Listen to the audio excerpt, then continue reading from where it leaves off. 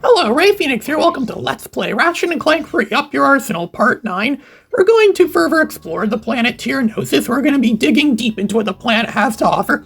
And of course, we're going to be wiping it clean of the Tyrannoids, because Tyrannoids, don't deserve to exist because of all the horrid stuff they're doing to the galaxy. So we're going to be teaming up for our so-called friends, the Galactic Rangers, and we're going to go and show those Tyrannoids who's boss by killing off every last one of them. So we're probably going to have to rename this planet from Tyrannosis to, I don't know, Nothing-Gnosis, I guess. Or maybe Ratchet-Gnosis, because he's like the hero of the planet. Or actually, more likely, we're probably going to rename it to Quark-Gnosis, because we know it, because everyone thinks Quark is such a great hero, even though we all know Quark isn't really a hero at all. He's more of a villain than an actual hero. Doing this thing this game constantly makes us do, where we jump out of the ship and we have to dodge these missile things that are coming from us. We don't know where they're coming from or not. We're just going to be doing some like gliding, like jumping and falling down into it and trying to dodge as many of them as we can, just so we could go and engage the Tyrannoid threat. Where the best weapon to use here would, of course, be the N60 Storm, because it's, well, I'm not using it right now, but the N60 Storm is an awesome weapon for this level. There's so many little Tyrannoids around, it's really easy to pick them off easy using this N60 Storm. Just using so many, I think the little Tyrannoids are kind of redundant. They don't really do much to us. We could kill them off easy using our Megacorp-issued Omni Wrench. So they don't really serve much of a purpose at all, kind of like battle droids. But then again, this game just likes throwing useless enemies at us, just like George Lucas liked throwing useless battle droids everywhere. Even he admitted once that battle droids are pretty much useless. And the shot cannon, of course, is a great, or this, well, yeah, it probably is a shot cannon, or whatever it's called now. It's fully upgraded now, the first weapon in the game that got fully upgraded. But then again, it's the first weapon in the game you get, and you're going to be using it a lot, so of course it's going to be the first weapon that's going to get fully upgraded. I guess you just probably hold down a charge button, like you just charge and just murder a bunch of Tyrannoids like that. It's Tyrannoid Murder, Tyrannoid Killer 5000, so it should be called the Killer of the Tyrannoids. And we're heading off into what's obviously a war zone here, where Ratchet, I don't know how much military combat training Ratchet has actually had. Ratchet never really did much real military combat action in the first two games. Or maybe Spectre trained his monkeys in military combat action, because we were technically playing as a monkey from Ape Escape, so maybe they have like military combat training, which would make sense, because we do know that Spectre did have like an army base at one point. He did have like monkeys that were like trained for combat. So maybe it was a combat monkey. I guess it's trying to make a bit more sense why they used this one for Ratchet and Clank. And there we go, we just got our Nitro Launcher, or Nitro Ruptor, whatever it's called. We just got it upgraded again. So now now that voice, that Japanese voice, is telling us how we can lock on to different targets and fire stuff at will. Fire stuff when we can get a good lock on. There's some more boxes here too. I just like to collect as many bolts as possible. I'm just playing music right now. It sounds like the music from the game Disruptor. And again, the guy who did the music to Disruptor also did the music to this game. It definitely sounds very, because this music sounds very similar to Disruptor, the music from Disruptor. It's kind of obvious they're done by the same person, or at least someone trying to imitate him, but I don't think that's really the case. I don't have the Flux Rifle. Yeah, the Flux Rifle would be ideal for this, but we don't have that yet, so we're just going to go into first-person mode here at the N60 Storm and just pick off these turret things, these defense turret things. We're going to be seeing these all the time in this game. Picking off defense turrets is something we're going to be doing quite a bit in this game. They should have called this game Ratchet and Clank Up Your Defense, or Destroy Your Defense, or something like that, or Ratchet and Clank Break Into Your Defensive Barrier, or something. That's what they should have called this game. Because that's what we're going to be doing most of the time in this game. And having a huge arsenal in a Ratchet and Clank game isn't really a new thing. I mean, the other ones had huge arsenals too. I mean, like even the original. I remember seeing a trailer for the original Ratchet and Clank where they bragged about how big of an arsenal you're going to have in the game. And then 2 years later, this game comes out and it supposedly has a bigger arsenal. I think we killed off most of the Tyrannoid. There's still quite a bit of stuff left out. Look, there's those ones that just magically appear. The robot mechs. I guess Dr. Nefarious can afford robot mechs for all of his Tyrannoids. There's those large ones too that look like some of those large enemies, those large ice mutants from Disruptor. Yeah, another similarity this game has with Disruptor. And they're making a big deal in Disruptor how you could kill one of those large ice mutants only using a shield. Just activate the shield psionic and stand in front of it. It's gonna mindlessly shoot at you, and then it's gonna then the and the backfire, whatever you call it, from the weapons that's going to kill it. Instead, I killed him with just by doing nothing. That's more impressive than the AVGN by killing a duck hunt just by saying the F word or something like that. Yeah, that sounds more. Yeah, that's more impressive, I think.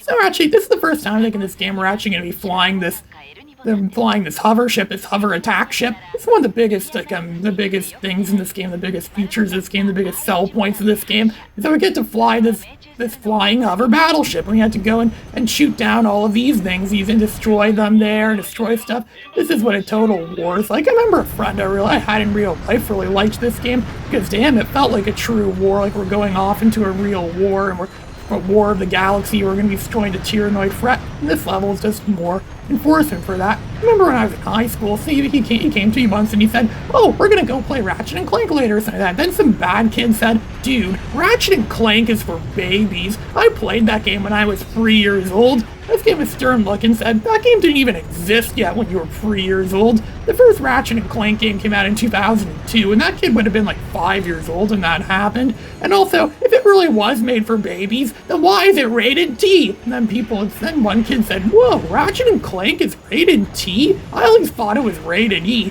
No, it's rated T. I think some of the re-releases or remasters, whatever you call them, or those PS3 versions, or those newer versions, or whatever you call them, I think those versions are rated E. I don't know, maybe they dumbed it down a bit, maybe, or they censored it, maybe, but these original PS2 releases are rated T, or if you live in Japan, they're simply rated Zero, which means suitable. Well, that's what it says on the case, which I think means it's suitable for all ages. In Europe, these games are rated 7+, so yeah, I guess I could see why these are for kids. They're definitely not for babies, though. I think that kid was just saying that because, he's that same kid that I called poopy underwear once in the 8th grade because he kept harassing me in the hallway, so I called him a walking, talking pair of poopy underwear, and then it started to become his name. I remember pointing at him and started laughing. He became a laughing stock of the school, all because I called him poopy underwear. That's the best way to defeat someone like that, just to call them something like that. "Hey, look, it's poopy underwear."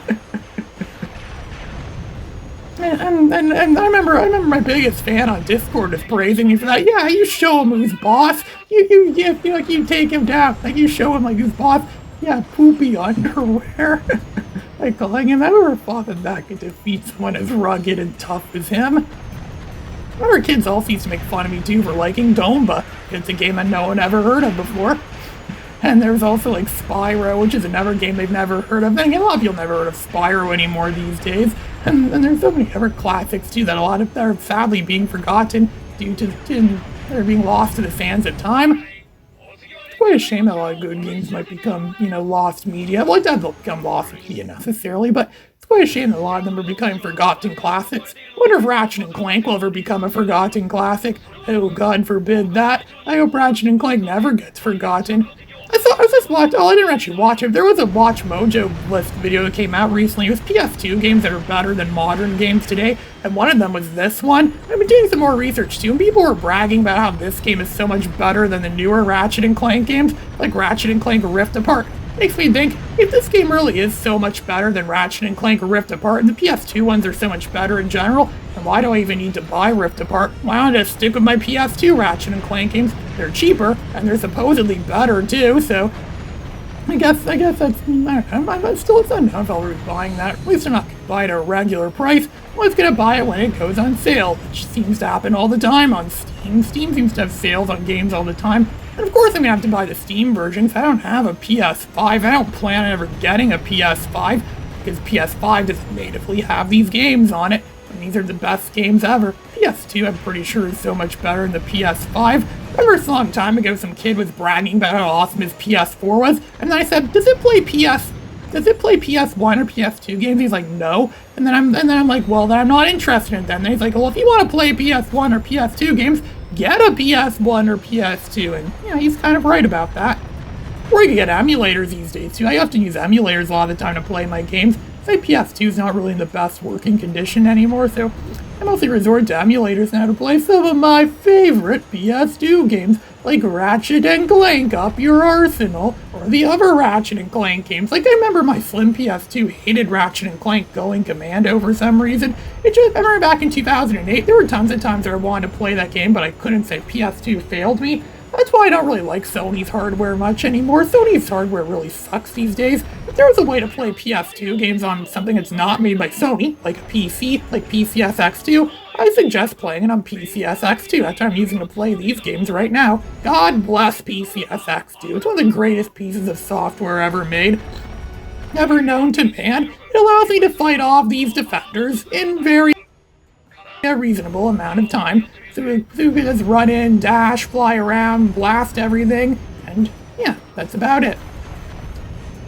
This almost feels like a modernized version of Galaxian somewhat, so we're taking on invaders. Like in Galaxian in 1979, when we were like shooting down the alien invaders, or whatever they're called, the Galaxians maybe. I don't know if Galaxian was the thing you were flying as, or maybe that was the enemies you're fighting against. I don't really know which is which, but I remember Galaxian was kind of like that too. We were fighting off an alien invasion, and we're being invaders right now, but this time we're going against aliens that, did bad stuff to us.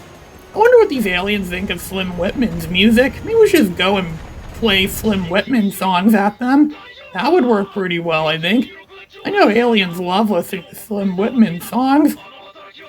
You're just talking about how we won, they're congratulating us now or something like that. Oh, we got 16,000 Baruto. That's so we got 16,000 Baruto. Now we're being another ground battle. Now we're being a GI troop. I know he wanted the GI Joe, but instead, he just got the GI, and the kid opens up the present, and it's like a Barbie or something like that, and he starts crying because he got a Barbie for Christmas, which is something he clearly didn't want. I never really understood that joke very well. Maybe, I don't know. I remember seeing that on AFV back in 2007. I remember seeing another one around that time, too, where a baby was playing with a toy car. It looks like the car from Who Framed Roger Rabbit, and it rolls it over his hand, and then he starts crying. Yeah, people think that's entertaining. I kind of have a love-hate. I kind of have a love-hate relationship with AFV. Sometimes it's really funny, and sometimes it just downright sucks, especially when they show disgusting stuff. What's next? They're going to show a colonoscopy on the show sometime? Are they going to show photos of tragedies, maybe? Like Hiroshima or something like that? Are they going to be showing footage of, like disgusting medical procedures? Like that time when I was in kindergarten and someone brought a tape in that showed a disgusting medical condition or something like that. And it was like trying to teach us about something we would never understand. I still don't get why we did that, what the point of that was. I know it was really disturbing. I'm not going to explain it in details of how disturbing it is. I don't want my YouTube videos getting flagged for whatever reasons. But it was very, at least they brought a tape of Wallace and Gromit, a close shave in there. That's when I was first introduced to Wallace and Gromit, and I'm still a fan of that to this very day. I just got a DVD of Vengeance Most Foul for Christmas for this past Christmas. So yeah, that's pretty good. Still like to collect Wallace and Gromit stuff whenever I can. Sometimes I wish I could collect Ratchet and Clank stuff too, and I don't really see Ratchet and Clank merchandise. I know it exists. I don't really have any. But again, I don't really collect merchandise for a lot of stuff in general.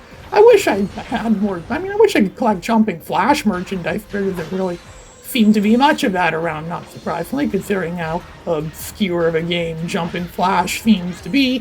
And I think this mission ends when we have to go after those turrets. They have those defense turrets. Yeah, more defense turrets. Where have we heard this before? It's gonna be long jumping over here and